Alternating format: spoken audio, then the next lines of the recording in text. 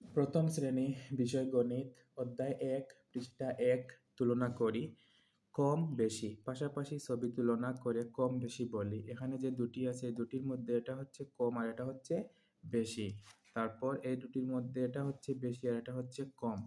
এবার এখানে লেখা আছে কম জিনিসে টিক চিহ্ন দিই, অর্থাৎ দুটির মধ্যে যেটা কম সেটাই টিক চিহ্ন। এখানে আছে বেশি আর এখানে আছে কম, তাহলে এটাতে টিক চিহ্ন।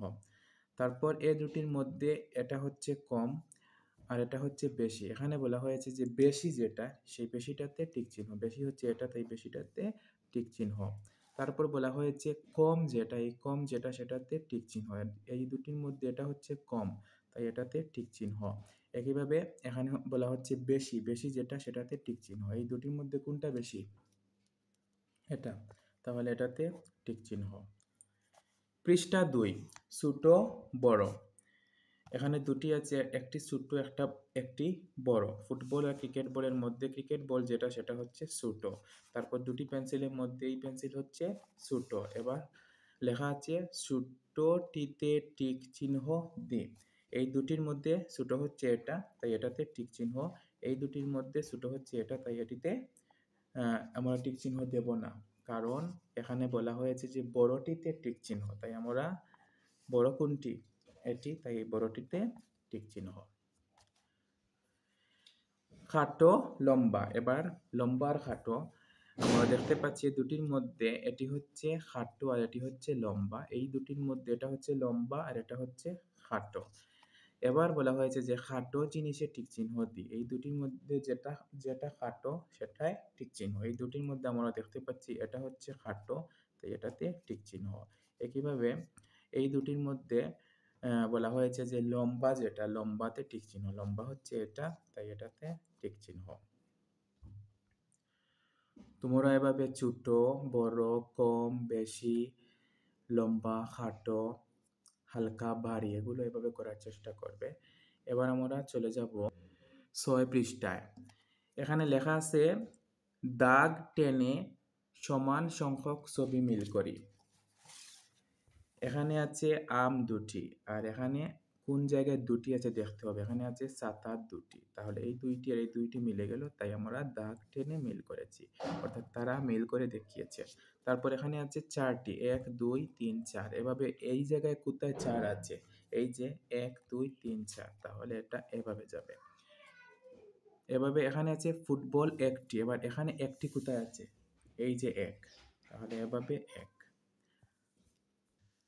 এবার এখানে আছে ১ ২ ৩ আর এখানে ৩টি কোথায় আছে? এই যে আমরা দেখতে পাচ্ছি ১ ২ ৩, তাহলে এখানে মিলে গেল, অর্থাৎ ৩টি। তারপর ১ ২ ৩ ৪ ৫, ৫টি কোথায় আছে? এখানে আছে ১ ২ ৩ ৪ ৫, তাহলে এটার সাথে মিলে গেল। পৃষ্ঠা ৮, এখানে আছে ১ ২ ৩ ৪ ৫ ৬, আর কোথায় ৬ আছে আমরা দেখতে হবে আমাদেরকে। এই যে ১ ২ ৩ ৪ ৫ ৬, তাহলে এটা আর এটায় মিল করব।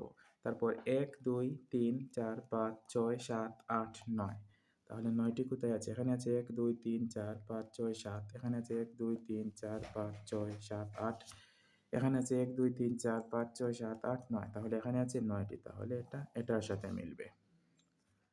তারপর আছে ১ ২ ৩ ৪ ৫ ৬ ৭, আর এখানে আছে ১ ২ ৩ ৪ ৫ ৬ ৭, তাহলে এটার সাথে মিলে গেছে।